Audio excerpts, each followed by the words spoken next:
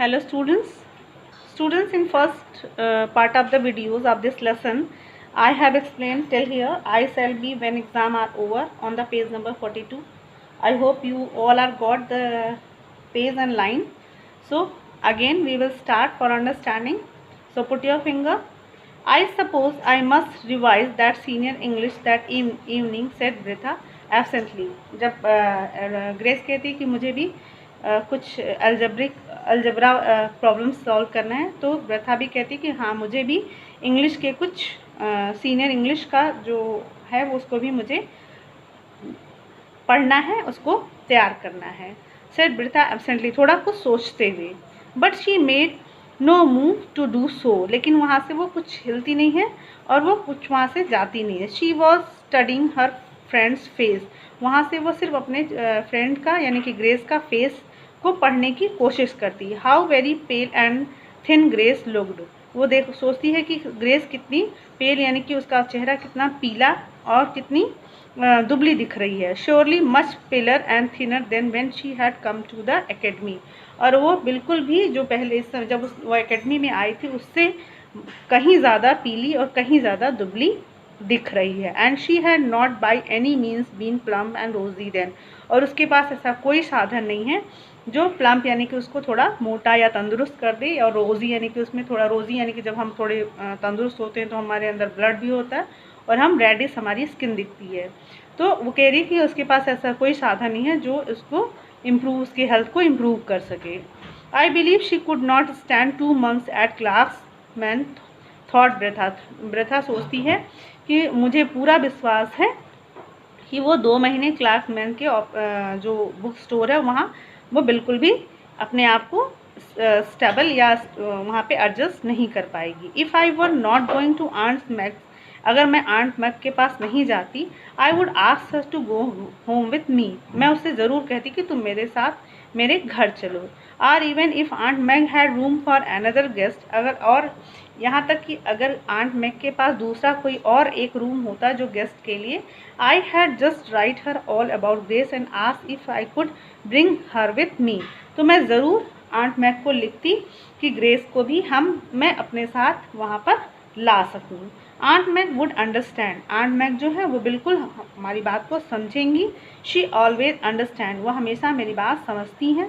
But she हैज़न so it can't be, इसलिए लेकिन इस समय उनके पास और कोई अनदर कमरा नहीं है, इसलिए मैं ऐसा नहीं कर सकती। So on the students come on the page number 43 and here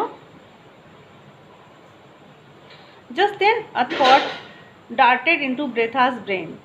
Just then a thought darted into Bretha's brain. ब्रेथा के ब्रेन में एक दिमाग में अचानक उसको एक बात आती है। What nonsense, she said aloud so suddenly. वो जोर से बोलती कि कितना मूर्खता वाली बात है। And forcibly that Grace fairly jumped. और इतना ज़ोर से वो बोलती है कि ग्रेस अपने जहाँ पे जगह पे रहती है वो वहाँ से उछल जाती। वॉट इज़, क्या है? No nothing much, said Bertha. Bertha कहती नहीं नहीं कुछ नहीं है। गेटिंग अप ब्रिस्कली, यानी कि थोड़े चुस्ती से उठते हुए वो बोलती है। शी हियर, ये देखो यहाँ, I am going to get to work, मैं यहाँ कुछ काम करने जा रही हूँ। I have wasted enough time, मैंने बहुत समय बर्बाद कर दिया। She called herself up on the divan and tried to study her senior English, और वो उसने आपको थोड़ा सा सिकोड़ के दीवान पे बैठती है और कोशिश करती है कि सीनियर इंग्लिश को वो पढ़े। But her thoughts wandered hopelessly, और जो उसके विचार हैं उसके दिमाग में बिना मतलब के इधर उधर घूमते रहते हैं। And finally she gave it up in despair and went to bed, और वो उसको तुरंत बुक्स को पढ़ना छोड़ देती है और वो अपने बिस्तर पर चली जाती है। There she could not sleep, वहाँ पे वो सो नहीं पाती। She lay awake and wrestled with herself, यानी कि वहाँ पे वो लेटी रहती है, मतलब जागती रहती है एंड अपने सोच से लड़ती रहती है। It was after mid night, यानी कि थोड़े आधी रात के बाद, when she set up in bed, वो अपने बिस्तर पे बैठ जाती एंड सेड सोलमली, अपने आप से कहती है, सोलमली मतलब अपने आप से, आई विल डू इट, मुझे ये करना होगा। Next day Bertha wrote a confidential letter to aunt Mag, वो नेक्स्ट दूसरे दिन आंट ब्रेथा को वो एक सीक्रेट कॉन्फिडेंशियल मतलब सीक्रेट लेटर अपनी आंट मैग को लिखती है। She thanked her for her invitation and then told her all about Grace. वो आंट ब्रेथा को आमंत्रण करने के लिए आमंत्रित करने के लिए वो थैंक्स करती है, धन्यवाद करती है और पूरे ग्रेस के बारे में सारी चीज़ें उनको बताती है। And what I want to ask, वो क्या चाहती थी वो भी उनसे बताती। आंट मैग से वो सारी चीज़ें बताती है जो वो कहना चाहती है। Is that you will let me transfer my invitation to Grace. वो कहती है कि क्या जो आपने मुझे इन्विटेशन दिया है, आमंत्रण दिया है, क्या वो ट्रांसफ़र करके ग्रेस को कर सकती हैं। And ask her to go to reversal this summer in my place. और क्या उसको आप मेरी जगह पे इस गर्मी की छुट्टियों में आप रिवर्सल आने के लिए कह सकती हैं। Don't think me ungrateful. मुझे अनग्रेटफुल यानी कि मुझे बिल्कुल भी अनग्रेटफुल ना समझे।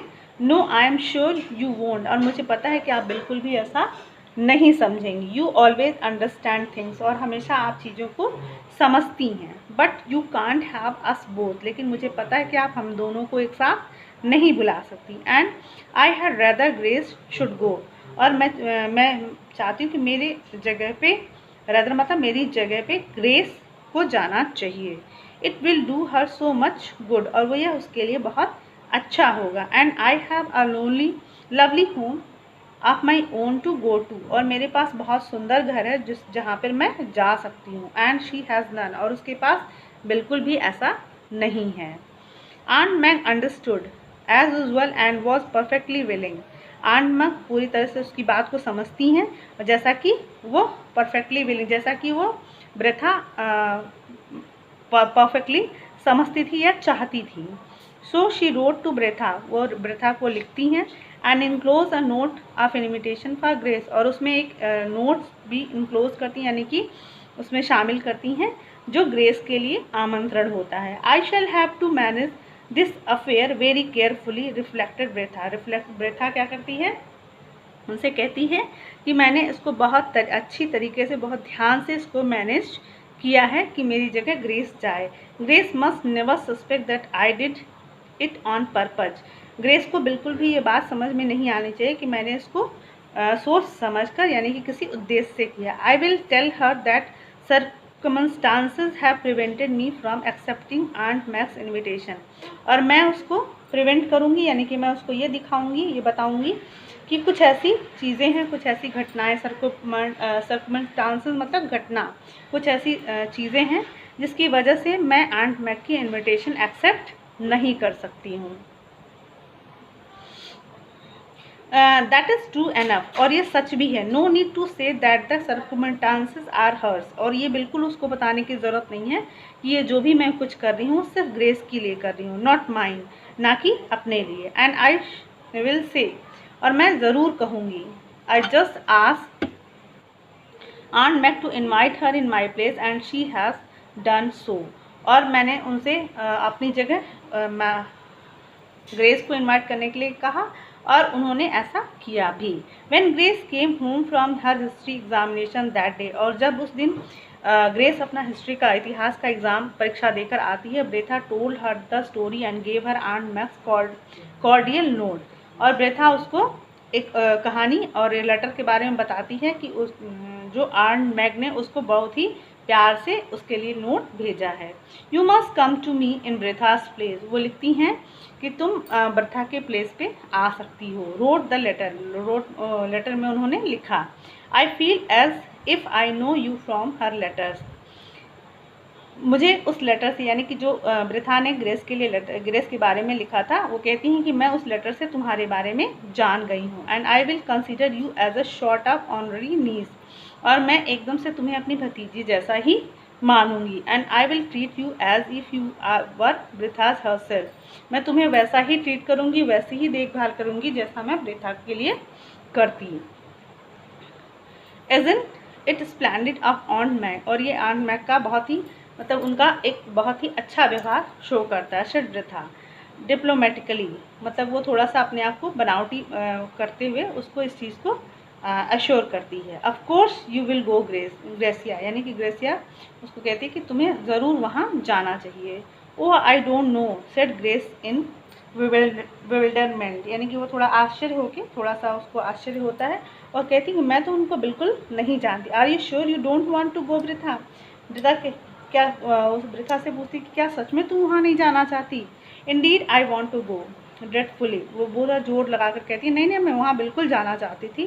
सेड वृथा फ्रैंकली, फ्रैंकली मतलब वो पूरी तरीके से कहती है कि हाँ मैं बिल्कुल वहाँ जाना चाहती थी, but I have told you, जैसा कि मैंने तुम्हें बताया, इट इज़ इम्पॉसिबल, यह असंभव है। But if I am disappointed and Mac must to be, यानी कि मैं उनको अपने लिए उनको निराश नहीं कर सकती। यू मस्ट गो, तुम्हें जाना चाहिए Grace, and that is all there is about it, और ये सब तुम्हारे ऊपर है, तुम्हें वहाँ बिल्कुल जाना चाहिए।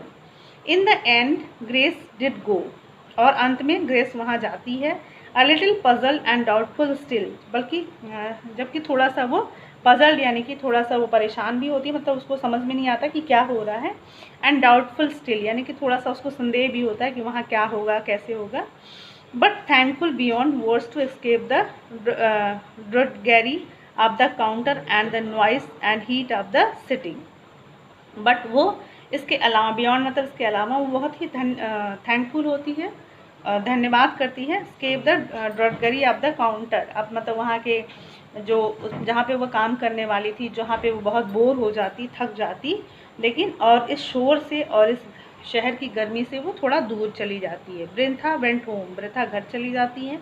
Feeling a little bit blue in secret, वो थोड़ा सा ब्लू इन सीक्रेट यानी कि अपने अंदर थोड़ा सा राज छिपा के जाती है, क्योंकि वो उसने अपनी जगह अपने फ्रेंड के लिए उसने ग्रेस को अपने आंट के यहाँ भेजती है।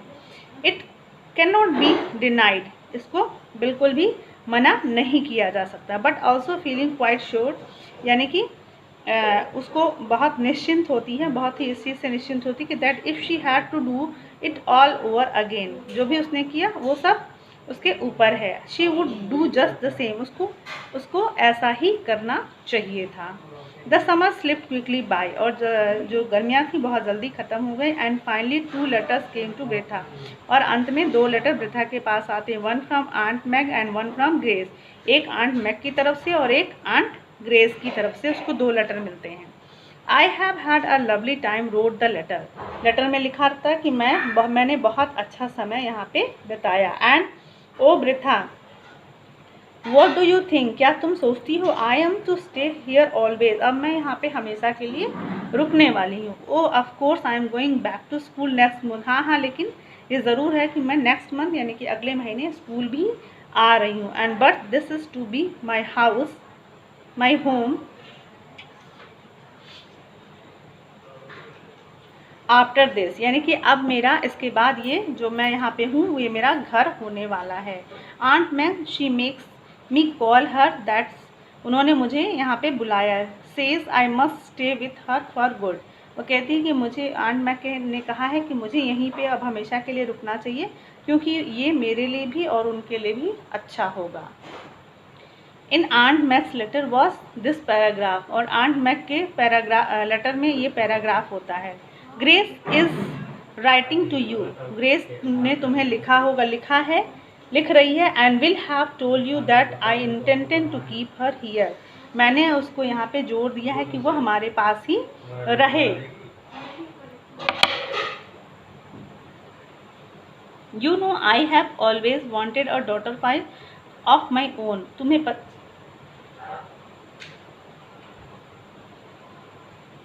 पता है कि मैं हमेशा चाहती थी कि मेरी एक बेटी हो। But my greedy brothers and sister would never give me one of theirs, लेकिन मेरे भाई, लालची भाई और बहनों ने मुझे अपने उसमें से कोई भी एक बेटी नहीं दिया। So I intend to adopt Grace, और इसलिए मैं ये चाहती हूँ कि ग्रेस को मैं अडॉप्ट कर लूँ। She is sweetest girls in the world, बहुत ही प्यारी बच्ची है इस दुनिया में।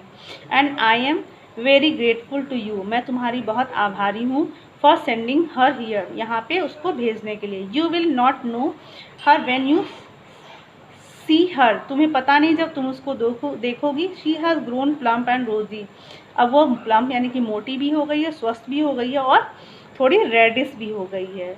ब्रेथा folded her letters up and with a smile, Bertha अपने लेटर को मोड़ती है और थोड़ा मुस्कुराती है। आई हैव अ वेग, मतलब उसने बहुत अच्छा काम किया। डिलाइटफुल फीलिंग, बहुत ही उसको हल्का महसूस करती है और बहुत अच्छा महसूस करती है।